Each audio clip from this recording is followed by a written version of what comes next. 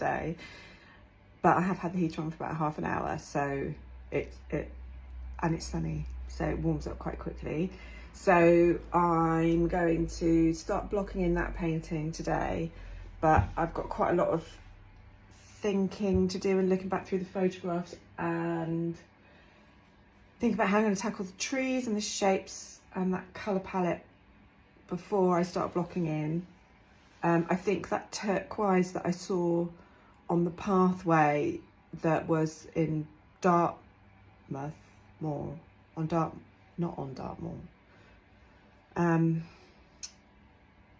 That's the colour I'm going to go for the water in the sky, because I think it will really complement the colour palette that I've chosen for the reds.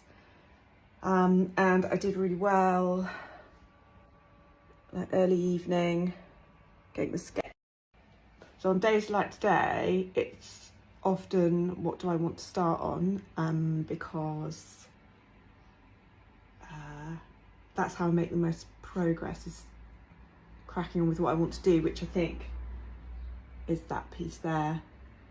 And drying times are important as well, because I need to dry the gesso, have a think, and then block in, and then that will need to dry, and then I can start working on that piece over there.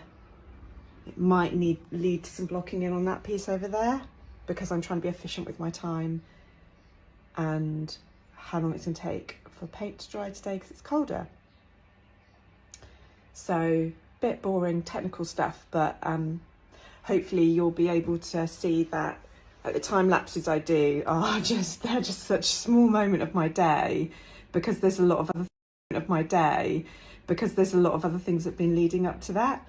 And I think that's really interesting for people who are artists as well to know, because I think sometimes we get stuck in our own cycle of thinking I've not got enough done, but actually there's quite a lot of thinking and waiting around that needs to happen between the action of painting, and I'm still coming to terms with that now. It's a tricky one to remember, that there needs to be a balance between the two.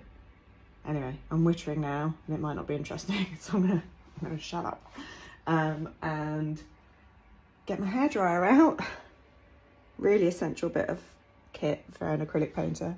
Get my hairdryer out and start blasting those thick bits of gesso.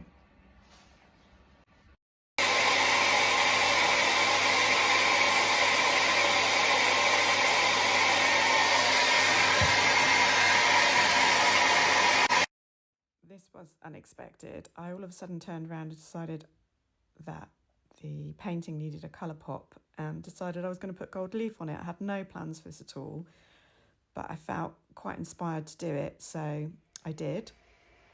And then here's me scraping away and putting paint on I'll eventually take off again.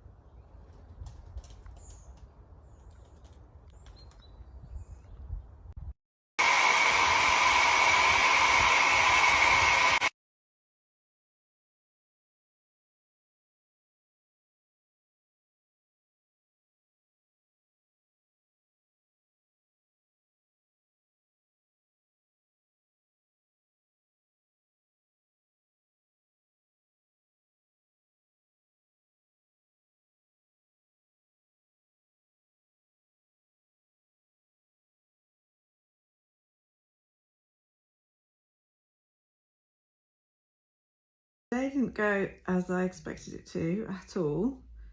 I've spent most of my day on the large wave painting, I think I've resolved it, so that's good. And I spent a lot of my day drying out the painting I thought I was going to work on for a lot of the day, because there's just lots to dry. So that's now on the wall, waiting for me for tomorrow. And then I did get a base layer on that. Large wave painting, I always say that I try not to paint waves, I try to find the waves in the paint. And that's exactly what I was doing today, which meant a lot of putting paint on and then taking it off again. And I've literally 5 minutes ago found the wave in the paint, and that's why it took so long, because there's so much suck and draw when you're by the sea, and when it's sort of drawing and then sucking to crash down and create another wave, that cresting of the wave has to be in exactly the right place, or nothing else makes sense in the painting. So, and I really wanted to get that energy, you know, when you can just smell the sea in front of you and the salt's hitting your face and you can taste it and you feel alive. That's what I